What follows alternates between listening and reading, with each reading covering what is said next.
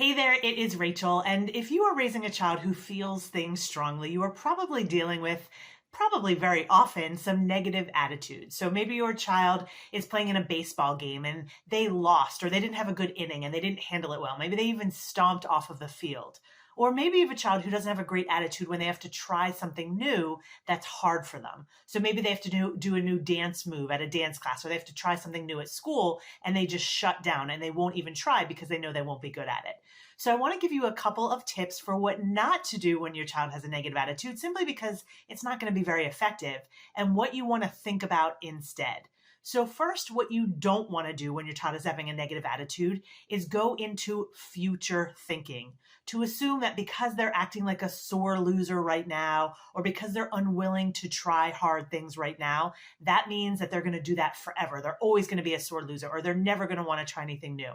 Anytime we go into future thinking, it actually puts us into yuck. It takes us out of the present moment, and it really prevents us from giving our kids what they need in that moment. So don't make assumptions about now that your child is always going to be like that forever.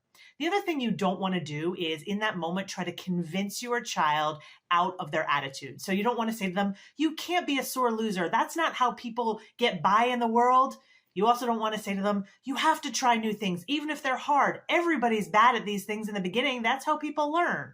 You don't want to convince them out of how they're feeling. In fact, you probably won't be able to convince them out of how they're feeling, and then they're just going to shut down or get more upset. So what do you want to do instead? You want to realize what your kids do need instead of us future thinking or trying to convince them out of things. They need to learn how to handle discomfort. And I want to give you a couple of tips right now for how to help them handle discomfort. And those tips are about thinking about respecting where they are and giving them control for how they want to handle it in the future. So respecting where they are now is about understanding that the things that they're dealing with in that moment are hard for them. So instead of saying you can't have that bad attitude, say to them, is it hard when you have a bad inning? What's it like for you? And if they don't answer, just sit with them in the moment, recognizing that what they're going through in that moment is very difficult for them. When you're actually respecting what they're going through, they're going to release that feeling more easily, and they're going to get beyond it more easily. Respecting what they're going through also teaches them a little bit about what they're feeling so they can handle it better in the future. The next thing you want to do is give them a little bit of control. So instead of telling them, you can't have this attitude, or you shouldn't do this, or you should do that, you can actually ask them what it's like for them. So say to them, hey, when you're uncomfortable, when you have a bad inning or when you have to try something new, do you like the way things are going now? Do you like how it's going? And I will give you a little hint. If they say, yes, I like how things are going now, they're probably still in yuck. So you might want to talk to them about it again later. Most kids, when they're out of the moment, will recognize they don't really like how it's going. So you continue to give them a little bit of control, and you can say, what do you want to try to do differently?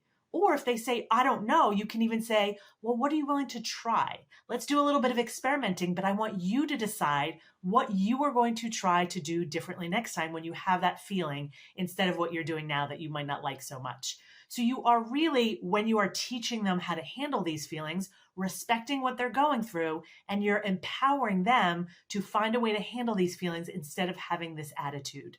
It's not about convincing them. It's not about worrying them. It's about empowering them. If you do want to hear a little bit more about how to handle negative attitudes, I encourage you to listen to my latest podcast episode. You can find that on my website at rachel-bailey.com/239. I'll see you again soon.